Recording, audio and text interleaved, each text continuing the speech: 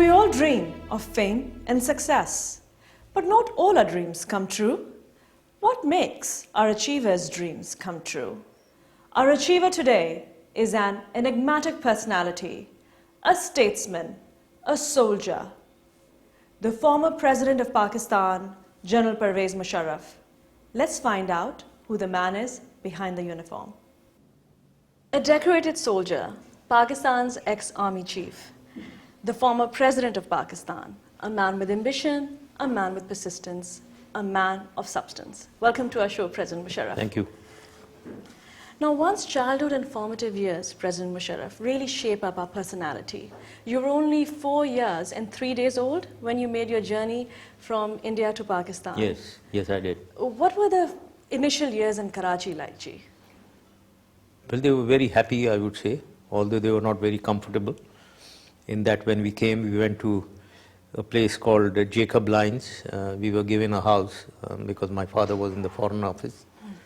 So the house had only 2 rooms and a veranda and 1 bathroom and kitchen. And at one time we were 18 people living in those 2 rooms. But as I said, we were very happy. We were happy because we had come to our own land, a new land, and our own land, a land which we thought is our own. So we were extremely happy. And President Mushrraf, who influenced you the most in your childhood? I think my mother. She's a very determined lady. She's always been, she's very educated. She did her MA in English literature in 1938. From Lucknow University. So at a time when women were not really encouraged towards education, she influenced me a lot. And you know, your mother, not only was she educated from Lucknow University, she was also a working mother. You know, she was initially a teacher, then she was a customs officer in Pakistan. Yes. And later also became a typist in the Pakistan embassy in Turkey. Yes. So, President Mushrraf, do you feel that having such an educated, enlightened mother helped form the progressive attitude towards women that you have today? Yes, indeed. Certainly. Certainly it did. Both my parents, I would like to give credit to my father also. They were, although their parents were well off, my grandparents, but my parents themselves, at a certain stage of a certain period in India, where Muslims were actually going down, I would say. So my parents are self-made people from the middle class, and so they had middle class values. Values of character, values of education, values of compassion, values of treating everybody equally, whether senior or junior, whether small or big man, especially the people who were working for you. So these were values that we learnt at home. But they also had quite a zest for life. Your mother used to like playing the harmonium, I believe. Your father was a great ballroom dancer. Yes, you seem to have carried out good research. Extensive research. And you had 2 siblings, Javed and Naveed.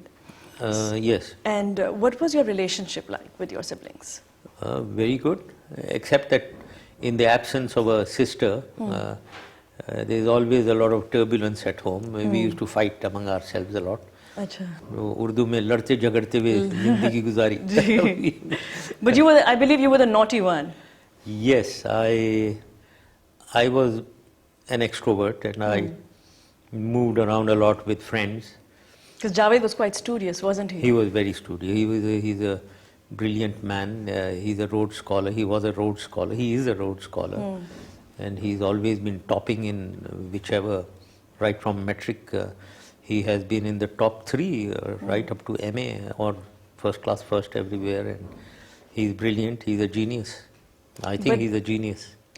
And you also spent 7 years of your life in Turkey. Those were some pretty amazing years in your life. Yes. Do you feel that those years shaped your personality? Yes, they did. They did in that from the initial life in Pakistan of living in 2 rooms and a tight situation, although we were very happy. Going to Turkey and sudden change in pattern of life, meeting Turks and being friendly with Turks who are very proud people, extremely patriotic, extremely proud of their own country, of their own race. So I think we learnt a lot. I learnt a lot of being proud of yourself, of your own country, of your own nation. But in studies, you were quite good with geography and maths. I think it was Madam Kudrat. Yes. Your German teacher? Yes, the German teacher in Turkey, because in the first 6 or 8 months we went to a Turkish school, Ankara College, which is very famous. But there English started from class 5 or 6, I think, and so for us English was, in the class that we went to, was very, very simple, very elementary, and so we had to, then we found this German lady who was running a private school where a lot of foreigners used to study. So we joined that school, and she was a master at mathematics and geography. She gave us this interest in maths and geography, and because of which in metric, the only subject that I did very well, I scored 100 out of 100, 100% in mathematics, in metric. Your mother must have been very proud. Very proud, not very proud in the other subjects, but in mathematics, yes. Achha. And also, you know, when moving on from Turkey, when you came back to Karachi, you were quite a formidable member of your children's gang in Karachi. So would you say your leadership skills started pretty early on? Yes, I was in a group of friends, yes, always. I was an extrovert and I enjoyed moving in company of friends, and since I participated in every activity, especially naughty activities, well, I think I was liked by all my friends. So there was a particular kite incident where you stood up for your brother. Yes, I did. This was, we were new in Pakistan at that time, came from Turkey, and we didn't know these. I've never flown a kite, but there was a kite which was going, and my brother got the manja. But suddenly this character came and asking the others who had this manja, asking them to give this dori or manja to him. So he came to my brother also. My brother almost handed it over when I told him to hold on. I said, why should we give this to you? Who are you?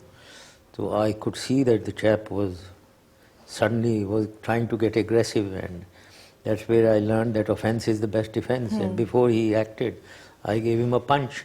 Oh, so you did land a punch on him? Yes, absolutely. I landed a punch, and he fell down and backed off.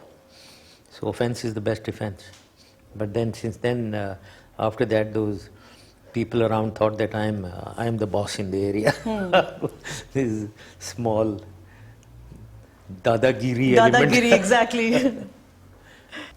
So, you know, President Mushrraf, growing up, you know, we go through all phases of our lives, and of course, love is one of them.